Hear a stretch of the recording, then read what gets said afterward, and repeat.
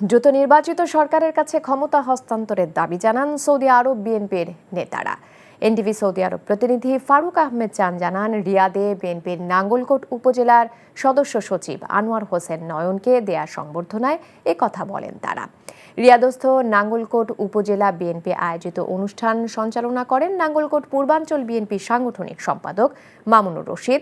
সভাপতিত্ব করেন মকরবপুর ইউনিয়ন বিএনপির সাধারণ সম্পাদক হারুনুর রশিদ। বিশেষ অতিথি ছিলেন রিয়াদের সানসিটি পলিক্লিনিকের এমডি আবদুল্লাহ আল মামুন।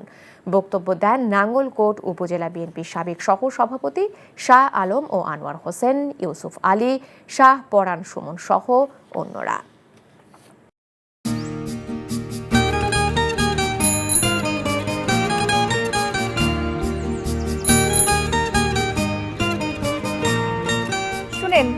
পুরুষ মানুষ তো এভাবে ভয় পেলে চলে না, মুখে সাহস রাখতে হয়। যা বলবেন সোজা সাপটা বলবেন।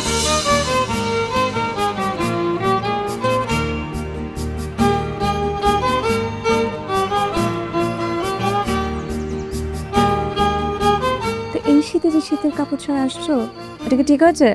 তোমাকে দেখার পর থেকে আমার জীবন থেকে শীত, গ্রীষ্ম, বর্ষা সব চলে গেছে, শুধুমাত্র তুমি আছো।